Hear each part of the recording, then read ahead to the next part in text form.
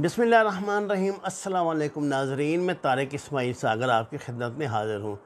नाज़रीन कराम, मेरी एक बड़ी आइज़ाना दरख्वास्त है कि अगर इस वक्त आप फ़ारिग नहीं हैं तो प्लीज़ इस वीडियो को ना देखें। जब आपके पास वक्त हो और आप इत्मीनान से हों तो उस वक्त ना इसे देखें, क्योंकि मैंने इसमें कुछ ऐसी बातें की हैं जो इंशाअल्लाह आपको बहुत रहनुमाई करेंगी और आपको मामलात को समझने में बहुत मदद देंगी। ख़ास तौर से मैंने माजी के हवाले से थोड़ी सी रिसर्च की है। नाज़रीन कराम, एक अल्लाह का बंदा इस दुनिया में ऐसा आया था जो एक सदा बुलंद कर रहा था बड़े अरसे से कि पाकिस्तानियों, जब ये अमेरिकन आए हैं यहाँ पे अफ़गानिस्तान में, कि अफ़गानिस्तान बहाना है, पाकिस्तान निशाना है। ये साबिक़ DGISI जनरल हमीद गुल थे। जनरल हमीद गुल के पास एक्सपीरियंस के अलावा अल्लाह ने उनको बड़ी बड़ी विजडम भी दी थी। वो बड़े विजनरी बंदे थे और वो मामलात को, क्योंकि तारीख़ के तालिब इल्म थे और बहुत उनकी रिसर्च थी। पढ़ने वाले बंदे ऐसे थे कि दुनिया की, मेरा नहीं ख्याल कोई किताब जो किसी हवाले से आई हो, कोई करंट अफेयर के हवाले से, और वो उन्होंने उसका मुताला ना किया हो। मेरी उनसे अक्सर यादल्ला रहती थी, तो उन्होंने बड़ी मुझे तफसील से ये बात बताई थी। कुछ ऑफ द रिकॉर्ड बातें हैं जो मैं आपकी खिदमत में नहीं अर्ज़ कर सकता कि अमेरिकन किस तरह पाकिस्तान को कंटेन करने के लिए ये करेंगे। भाई, अफ़गानिस्तान में कौन से ऐसे डेवलपमेंट के पहाड़ लगे थे कि वहाँ को ख़जाने पड़े थे, चटियल पहाड़, कोई सड़क नहीं, कोई रास्ता नहीं। वहाँ तो अमेरिका का ख़र्चा ही होना था ना आके। तो अमेरिका ने उसको क्या नुकसान पहुँचाना था? जब अमेरिकन अब 20-30 साल बाद वहाँ से गए हैं, यानी रशिया अमेरिका मिला के वो अमेरिका ही था ना जी सारा। तो क्या उनका नुकसान, क्या उजड़ गया जी उनका? कौन से वहाँ को नहरें दूध की बह रही थी कि जो अब नहीं है, जैसा पहले था वैसा ही अब है। हाँ, अलबत्ता एक बात है, तालिबान अब पहले से बहुत ज़्यादा ताकतवर हो गए हैं। इस बात का इकरार खुद सदर बाइडन ने भी किया है। अपनी तकरीर में उन्होंने बात कही कि जितने आज तालिबान ताकतवर हैं इतने दुनिया में कभी पहले नहीं थे। नाज़रीन कराम, मुझे डैनियल मार्के की किताब जो है ना, नो एग्जिट फ्रॉम पाकिस्तान, ये याद आ रही है। इस किताब में ये जो मुसन्नफ़ है उसका दावा है डैनियल का कि मैंने 25 साल इस किताब पे रिसर्च की है। 25 साल उसने रिसर्च करके किताब लिखी और उसने जो पॉइंट्स दिए हैं ना, वल्लाह वो एक एक सोने में तोलने के काबिल है। क्योंकि पूरे 72 साल की हमारी जो तारीख़ है ना, हमें ये बताती है कि ये सबसे पहली वो बात ये कह रहा है कि हमारी ये पॉलिसी थी दो। नंबर 1, हमने पाकिस्तान को कभी तरक्की याफ्ता मुल्क नहीं बनने देना। नंबर 2, हमने पाकिस्तान पे कभी एतबार नहीं करना। अच्छा, इस बात को इब्तदा में 60s में रियलाइज़ कर लिया था, जब हमारे बड़े क्लोज उनसे ताल्लुकात थे। ये U2 वाला वाक़या हुआ है या दूसरे वाक़या, तो फिर हमने इन पे इतना एहसान किया कि हमने 71 में, आपको पता है, याहिया खां के दौर में इसको हेनरी किसिंजर को PIA का जहाज़ लेके गया था याद सिंह की आंग। ये कैसे एहसान फरामोश लोग हैं। हमने इनका राब्ता दुनिया की सबसे बड़ी माशी कुव्वत से करवाया। ये चीन कहाँ था? UNO का मेंबर। फिर उन्होंने इसको सलामती कौंसिल का मेंबर बनाया। मामला बने दुनिया का बैलेंस रखने के लिए। अपनी तरफ से तो ये गेम इन्होंने रूस के लिए की थी, अल्लाह ने देखी अब इन पर ही डाल दिया। खैर, एक लंबी बात है, फिर कभी करेंगे। मैं ये कर रहा था कि जनरल अयूब खान ने जो किताब लिखी थी ना, फ्रेंड नॉट मास्टर्स, इसमें कि भाई जो दोस्त होते हैं वो आका नहीं बन सकते, और अमेरिका का शौक़ है आका बनने का। तो उन्होंने तो बड़े मतलब एक सॉफ्ट अंदाज में ये बातें की हैं। उसमें इनको रियलाइज़ कराया है कि तुम किस चक्कर में पड़ गए हो, ये कौम इस तरह तुम्हारे काबू आने वाली नहीं। अच्छा, एक बात याद रखें, तब पाकिस्तान न्यूक्लियर पाकिस्तान नहीं था, अब तो पाकिस्तान एक न्यूक्लियर पाकिस्तान है। मैं फिर आता हूँ डैनियल मार्के की तरफ। डैनियल मार्के कह रहा है कि एक बात हमने रियलाइज़ की कि जितना हम पाकिस्तानियों को ज़्यादा इमदाद देते हैं उतनी ज़्यादा ये हमसे नफ़रत करते हैं। मुझे नहीं पता इसकी क्या वजह है। इसकी वजह माशरे का वो बाशऊर और बाज़मीर तबका है जो रियलाइज़ करता है कि गेम, इसके पीछे गेम कौन सी है। वो लोगों को हक़ायक़ बता देता है तो हमें फिर इनका मीठा भी जो है ज़हर लगता है, और वक्त ने साबित भी किया कि ऐसे होता है।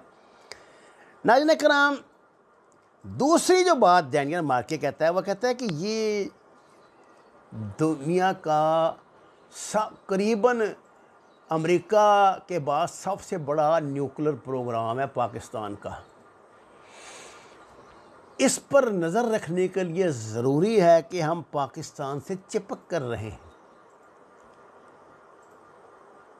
इस सिलसिले में वो क्या करते हैं, वो कहते हैं कि हम सिविल, मिलिट्री इस्टेब्लिशमेंट, मीडिया इनका, और जितने इनके मतलब VVIPs हल्के होते हैं उनसे करीबी ताल्लुकात, पर्सनल ताल्लुकात रखते हैं। दावतों में उनके आना जाना, उनको बहुत पब्लिक रिलेशन करते हैं ये अमेरिकन, आपको पता है। पहले तो जब मैंने अपना जर्नलिज़म की इब्तदा की थी 84 में, तब तो ये करीबन हर दूसरे तीसरे रोज़ USIS सेंटर में, ये जो जहाँ आजकल ये ब्रिटिश वो बना हुआ है कुछ, ये यार इसके गंगाराम अस्पताल के सामने, यहाँ जनाब हर मतलब दूसरे तीसरे रोज़ चाय बिस्कुटों पर हमारे साथ कोई ना कोई गपशप लगाया करते थे, और बड़े बड़े प्रोग्राम होते थे, और हमें बड़े पम्फलेट पढ़ने के लिए खूबसूरत दिया करते थे।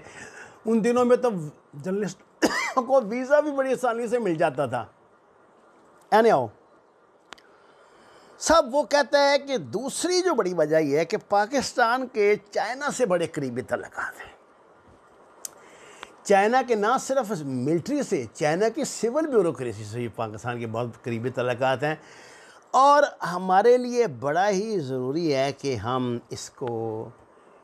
इस पाकिस्तान से जुड़े रहें ताकि इधर की भी भनक जो है हमें लगती रहे। वो वजूहात बता रहा है। अच्छा, दूसरा वो एक बड़ा शानदार, वो कहता है इसके लिए हम करते क्या हैं। कैप्टेड इन अ मैनेज्ड डिस्टेबलाइज्ड पोजीशन, पाकिस्तान को एक हम मैनेज डिस्टेबलाइज्ड पोजीशन में रखते हैं कि इसको हमने स्टेबल नहीं होने देना। वो कभी उंगली दे दी किसी को, नवाज शरीफ को, कभी उसको दे दी, कभी जरदारी को दे दी। ये भी हैं भी कुत्ते। वो मौलवी साहब तो आपको पता है खुद इनके सफ़ीर की खिदमत में हाज़िर हो गए थे कि आप हमसे खिदमत लें, आप ये क्या, इन दोनों के पिछाड़ लगे हुए हैं, हम जो हैं यहाँ पे मौजूद, हमें खिदमत का मौका दें कुछ। और ये कहता है कि इसने पाकिस्तान की नेचर बताई है कि ये बड़ी थोड़ी कीमत पे बिक जाते हैं, हमें ज़्यादा ख़र्चा नहीं इन पे करना पड़ता। उनके नज़दीक वो थोड़ी कीमत ही होती है। तो हम बजाय एक दो सहाफ़ियों को ख़रीदने के, हम पूरा मीडिया हाउस से ख़रीद लेते हैं। लाहौर के दो बहुत बड़े जो टॉप मोस्ट मीडिया हाउसेज़ हैं, इनका वहाँ वाशिंगटन में 100% ख़र्चा जो है वो CIA उठाती है। आपको पता है इस बात का। जिन बिल्डिंगों में इन्होंने अपने दफ्तर बनाए उनका किराया भी वो FBI वाले देते हैं, या जो भी उनका वो देते हैं, और तनख्वाहें जो मुकामी होती हैं उनमें भी खासा शेयर होती है। जिस तरह यहाँ इनका जो खर्च पट्टा था, ये वो सारा DGPR जो हमारा होता है मुकामी, इसके ज़रिए पीछे नवाज शरीफ और जरदारी गवर्नमेंट चलाती थी, पीपल पार्टी की और नून लीग की हुकूमतें। जितने हमारे ये एडिटर हैं, ये न्यूज़ एडिटर, चीफ रिपोर्टर हैं, उनको तनख्वाह दफ्तरों से खा के मिलती है। दफ्तरों से मिलनी होती है तो अब ना मिल जाती है। आप देखें ना, छुट्टियां हो गई उनकी, जहां 50 बंदे जिस डेस्क पे काम करते थे वहाँ 3-3 बंदे बैठे हुए हैं, और उनको भी गरीबों को 3-3 माह बाद तनख्वाह मिलती है। कोई लाउंस, कोई ले, सब ख़त्म हो गया, टंटा ही ख़त्म कर दिया सारा कुछ। ये होता था। अच्छा नाज़रीन कराम, ये तो मैंने आपको बताया कि ये तो थी ना वजह कि इंडिया जो स्ट्रेटजी है उनकी, जो उनकी मॉडस ऑपरेंडी है, डैनियल मार्की ने वो लिखी है, नो एग्जिट फ्रॉम पाकिस्तान। तो इसके लिए वो कहते हैं कि पाकिस्तान से चिपके रहना बड़ा ज़रूरी है। अब जनाब ये करते क्या क्या क्या वारदात वो क्या क्या करते हैं। मसलन ये था ड्रामा, ये एंट्री मारने का यहाँ अफ़गानिस्तान में, जिस पर मैंने कहा है कि जैसे ही आए हैं 2000 में, तो 2001 में, तो जनाब हमीद गुल ने कह दिया था, उसने कहा कि नहीं ये यहाँ कोई उसामा बिन लादेन, कोई अलकायदा वगैरह के लिए नहीं, ये तो इन्हें अपने घड़े की मछलियाँ हैं, खुद इन्होंने बनाई होती हैं, ये पाकिस्तान के लिए आए हैं। मैं आपको बताता हूँ, साबित करता हूँ कैसे आए हैं साहब। 2000 में जाए ना वापस, पाकिस्तान ऐसे प्रवास कर रही थी पाकिस्तान की इकोनॉमी। मैं आपको बताता हूँ कि पाकिस्तान उस वक़्त 2000 में इंडिया का जो जीडीपी ग्रोथ है ना जी, ये थी 4%, जो पाकिस्तान से 8 गुना बड़ा मुल्क है, ये याद रखें। और पाकिस्तान की आपको पता कितनी थी? 3.9%, यानी करीबन इंडिया के बराबर। ये 2000, एक साल बाद 2001 में ही आए हैं ना, तो 2001 के आखिर में देखिए कैसे पलटता है सारा तख्ता। इन्होंने वो पाकिस्तान में दहशतगर्दी शुरू हो गई जनाब, ये आ गई, हेरोइन आ गई, फलाना आ गया, पाकिस्तान में धमाके शुरू हो गए, पाकिस्तान को बना दिया ये दहशतगर्दों की नर्सरी है, ये है, ये वो है, पता नहीं क्या क्या पखे लगा के, क्या क्या पाबंदियाँ लगा के, क्या क्या करके क्या करते हैं कि हमारा ये 4.9 होती है 2001 में इंडिया की, और हमारी रह जाती है 2%, यानी बराबर में चल रहे थे ना, अब उससे आधे से भी नीचे आ गए। अब जनाब 2010 पर आए, मैं लंबी बात नहीं आपसे करता। 2010 में इंडिया का जो ग्रोथ रेट है ये जा रहा है 10.3, और हमारा क्या जा रहा है साहब? 2.6। अच्छा, इस दौरान ठीक है हमने जो एटमी धमाका भी किया है, हम पे पाबंदियाँ भी लगाई, बड़ा बड़ा कुछ इन्होंने हमारे ख़िलाफ़ किया, चीज़ें पैसे लेके F-16 नहीं दिए, वो फिर उसके किराए में ही पैसे काट लिए कि जी जहाँ ये खड़े किए हुए थे उनका किराया देना है, ये करना है, वो करना है।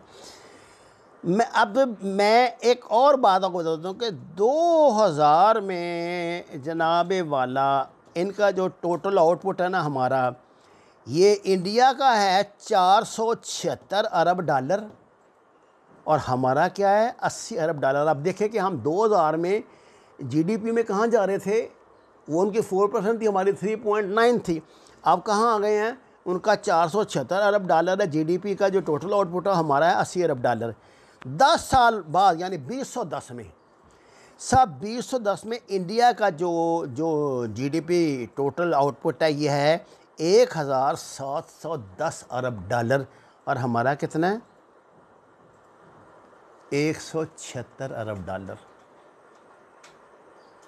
ये करीब इंडिया का 4 गुना इजाफा हो गया, हम 400% इजाफा हो गया, और हमारी 400% कमी हो गई। ये कारनामा उन्होंने अंजाम दिया यहाँ बैठ कर करके। वहाँ तो ठूँ ठाँ करते थे, अपनी बंदूकें तोपे आजमाते रहे। जितना अमेरिका ने ख़र्चा किया है ना, उतना तो उन्होंने वहाँ भी अफ़ीम से पैसे कमा लिए होंगे, इतने पैसे तो अफ़ीम से कमा लिए होंगे, ख़र्चा उनका क्या खाक हुआ है। तो साहब ये थी असल में हिकमत अमली उनकी। अब आगे वो क्या कर रहे हैं? अब जो वो यहाँ से निकले हैं, ये तालिबान की तो गेम, ये तालिबान तो हिस्सा है कि इस खेल का एक हिस्सा है। गेम तो चल रही है इंडिया पाकिस्तान की, और इंडिया को उसने ऊपर ले जाने के लिए, पाकिस्तान को नीचा करने के लिए ये काम किया है। और जो मैंने आपको डैनियल मार्की की बातें बताई हैं, उसको ज़हन में रखें तो आपको अच्छी तरह समझ आ जाएगी कि इनकी क्या मोडस ऑपरेंडी है।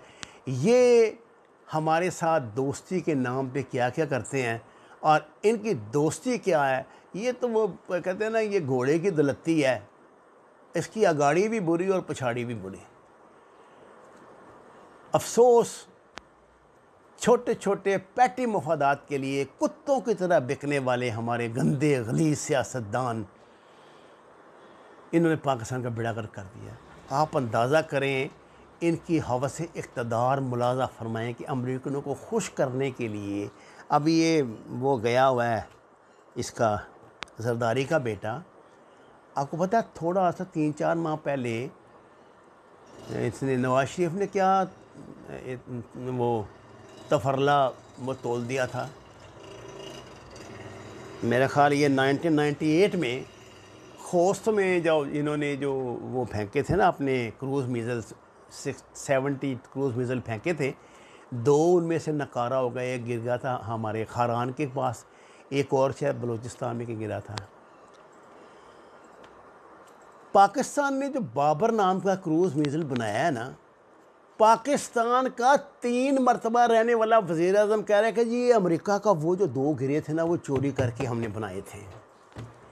यार पाकिस्तानियों, अगर अल्लाह ने ज़रा सी तुम्हें गैरत दी है तो डूब के मर जो लोग आज भी उसकी हमायत कर रहे हो कि ये लोग अपने हवस से इक़्तिदार के लिए किस हद तक जा सकते हैं। मुल्क के राज बेच देते हैं, मुल्क को बेच देते हैं। यार मैं आपको ये क्या कहे इनकी कहानियाँ सुनाऊँ या करूँगा। मैंने आपसे सिर्फ ये अर्ज़ कर दी है कि ये जंग उन्होंने पाकिस्तान को दबाव में लाने के लिए, पाकिस्तान की मईशत को तबाह करने के लिए, पाकिस्तान की कमर तोड़ने के लिए की थी। इसमें वो किस हद तक कामयाब हुए हैं, किस हद तक नाकाम, इसका फ़ैसला आपने करना है। और आगे क्या गेम बन रही है, मैं आपको ये इशारों कनायों में सारे कुछ अपनी अकल के मुताबिक बताता जाता हूँ। बाकी की मामलात अल्लाह के पास हैं, जो अल्लाह बेहतर करेगा वही होगा, लेकिन इसमें हमारी नीयतों का भी बड़ा दखल है। वमा अलैना इल्लल बलागुल मुबीन। नाज़रीन कराम, दरख्वास्त है कुरान और नमाज को तर्जमे के साथ जानें। हमारे चैनल को सब्सक्राइब करें, शेयर करें। आपका बहुत शुक्रिया।